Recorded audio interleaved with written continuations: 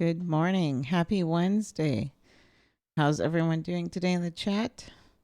Hope everyone's having a great second week. So just a reminder, we'll be doing Lab 3 today. If you're doing the in-person lab, I've opened up week 3, so everyone should be able to access that information.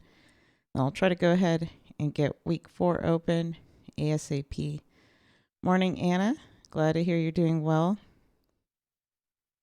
Let's see, any questions about anything? I did get a question about textbooks. Apparently the bookstore is slow with the textbooks. So if you go under the Chem 104 content, like Welcome to Chem 104, I have posted the book chapter there, like the first 4. Morning, Coway. How you doing? Morning, Linda. So if you still haven't received the book, you can, again, find the first 4 chapters there, or I'll post a link again in the chat to that OpenStack chemistry book. And you might want to look at this book anyways, just for extra reference or whatnot.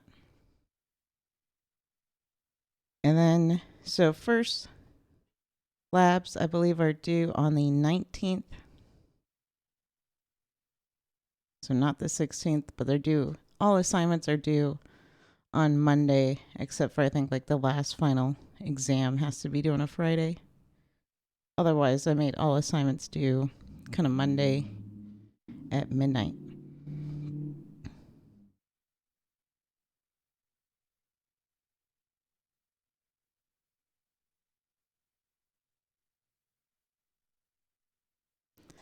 All right, let's dive into where we left off then.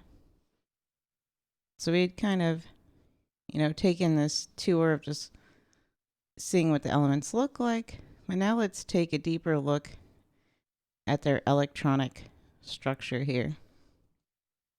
So let's just start with hydrogen. And so let's take a quick history lesson. So first we went from, we had a very simple understanding of the atomic structure. And so we started with the basic understanding that we have a nucleus, and then we have an electron cloud. And then later, quantum mechanics started to come into play, and now we have like computational chemistry, modeling. And so we've come to a much deeper understanding of the electronics. And so what we now know, so starting with hydrogen, is, so this is called the 1s orbital.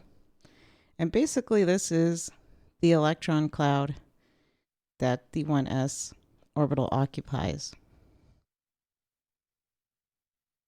And so now that we know, so instead of just having this amorphous cloud, this gives us, this is actually better defined as a probability density map.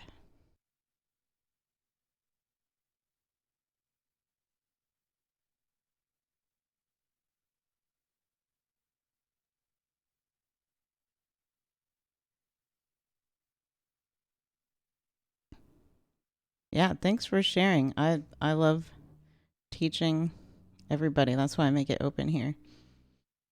So we have our probability density map.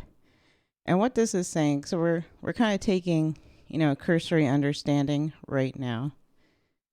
But basically, due to quantum mechanics, we've mapped out what's called a wave function. But all this is saying is, where is the electron likely to be located? And so it's somewhere in our 1s shell, it's going to be somewhere in this ball looking structure here. And so you could have an electron density map, and of course it kind of falls off as you go towards the edges here. And so again, this is spherical, and then this has no nodes for being the 1s. And so let's look at where this n can also come from. So some periodic tables, this one actually doesn't have numbers on the side. Let me pull up. So we have these numbers. And so these will kind of help us figure out what shell we're in. And as we go through and fill up these electrons, we'll kind of label them all so it's all clear. So this is our just n equals 1. And you can label this too. So all these are going to be our S block. So we'll come back around and see how they fill up. So n equals 1, 1 valence electron. So I'm going to go ahead and flip over to this electron configuration tab. So electron configuration and understanding this electronic structure and all these orbitals really go hand in hand. So our electron configuration is just another notation for writing this information. So it's all kind of the same information, just presented in different fashions. So we have here hydrogen. So its electron configuration is 1, since we're just on the n equals 1 shell, so our first shell. And then S, since it's an s orbital, again, it's in this s block here. And then it only has 1 electron, because this is neutral hydrogen. We know, so we had learned on Monday that this was the atomic number, which is also equal to the number of protons. So that means if hydrogen is neutral, it's going to have 1 electron. So we write 1s, 1 here. Now the other way to represent this is also by these lines. So this is pretty simple for the hydrogen, but you can have your s orbital here, or your 1s, we'll label it properly. And so this line just signifies your suborbitals here. And so s only has 1 orbital in it, so the s orbital, just 1.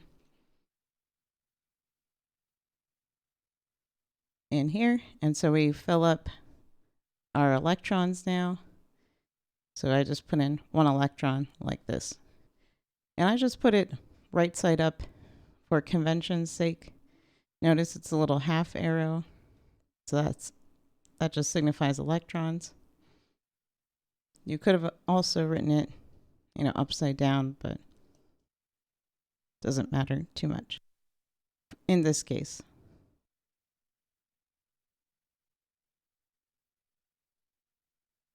So now let's just move over. Oh, one more thing before we move on. So again, I like this p-table property because this will also walk you through. So if you go over to electrons, so now we click on hydrogen. So notice it has, right, all the same information here. So it's telling you the order that we're going to fill up our electrons in, so what orbitals we're going to be filling them up with. So you notice it starts with the 1s, so that's hydrogen. Next we'll fill up helium, and it tells you your electron configuration. So notice the half arrow notation. And then what we also notice is that these 2 electrons can't occupy what's called the same position. So that's why they take opposite spins there.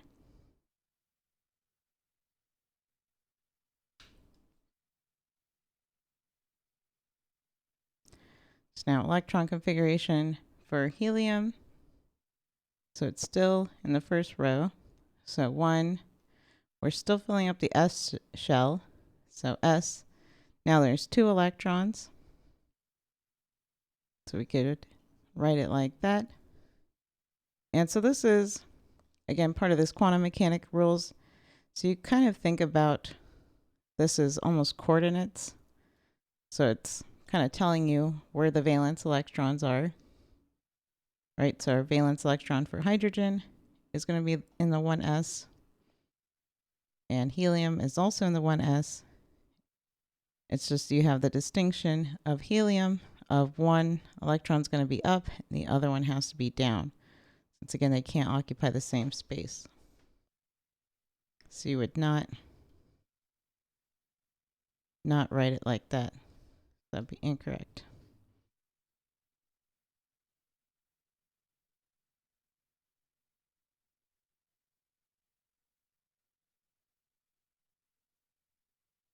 So let's keep going on our tour. And so the periodic table will also tell you what order to fill everything in. So you don't have to worry about memorizing anything, or, you know, sometimes in high school you have those tricks, but everything just follows a periodic table. So here's our 1s. Now n equals 2. So this is still our s block. It's just now the valence electrons are going to be in the 2s orbital. Is that kind of making sense so far? So we're just starting off pretty slow and explicit for now. So now lithium, its electron configuration. So it has 3 electrons, right? We know that from its atomic number. We're just looking at neutral lithium, so no charges. So lithium, first we have to fill up, and this is what I was saying, that your periodic table will help you, because you have to go in order. So first we have to fill up that 1s shell. So 1s2. Now we get down to our kind of second shell. And now we'll start. So this is 2s and 1. So 2s1.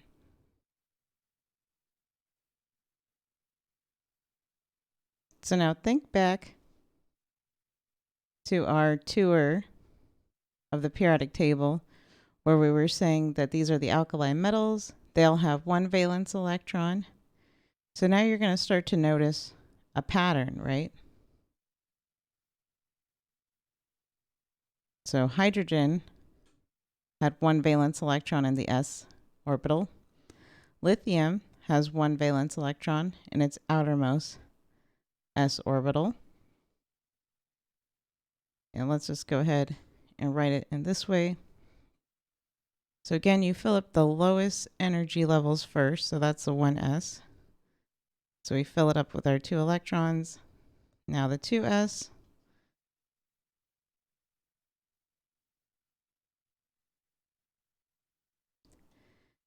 And so let's just do beryllium. Kind of just doing them in order. So beryllium, 1s2, 2s2 here. Of course, you could fill that in. So what happens when we get over to boron? So boron, so now time to take out your kind of highlighter. So this starts off the p block.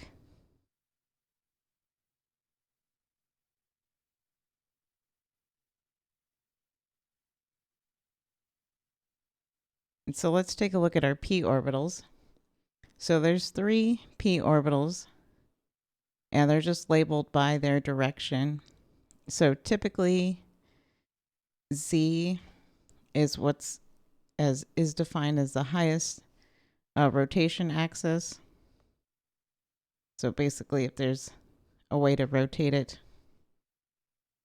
with a high degree of symmetry, this will be your Z, but that's kind of, you don't quite need to know that. So we just need to appreciate that there are 3 of them. And so each one of these p orbitals holds 2 electrons. And so that means in total, the p orbitals have 6 electrons.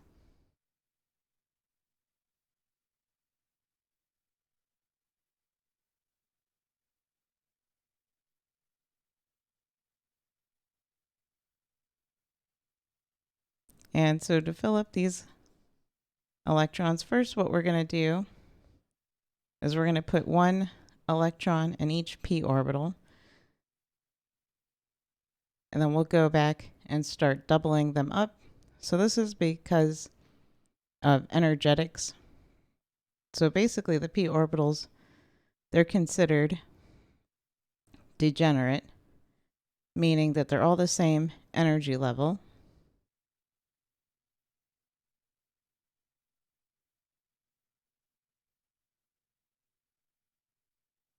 So as we go across our periodic table and fill up our electrons, right, we'll put 1 in each p orbital first before going back to pair. And because they're degenerate, it's more energetically favorable to do so. And pairing, so pairing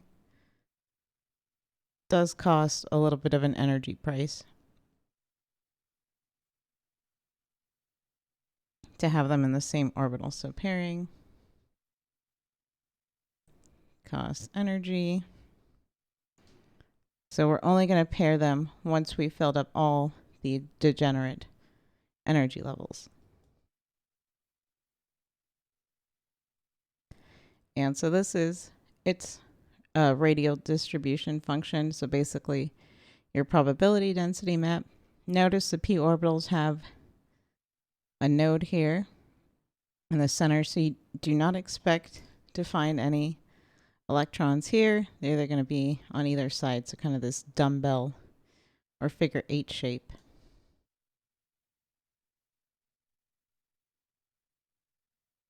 So going back to our periodic table, so now we have boron. So let's look at boron. So boron has 5 electrons, right? Because again, neutral boron, so it matches the atomic number. So boron, I'll just start from the beginning. 1s2, 2s2, and then, so this is also important. So the P, because it starts on this n equals 2, so it starts on our second shell. This is starting with 2p here. So this starts off 2p, so boron's going to be 2p1.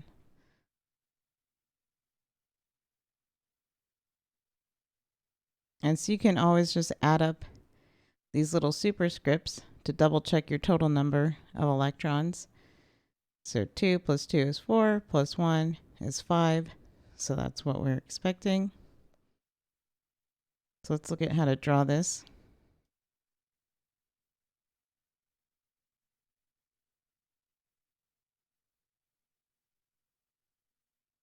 So I'm just going to write their orbitals.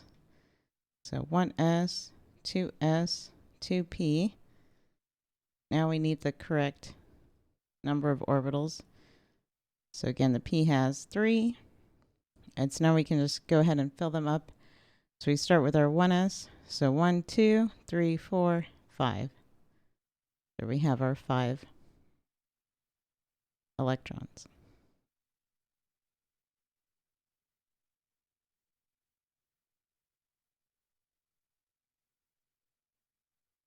So are we feeling okay with this so far?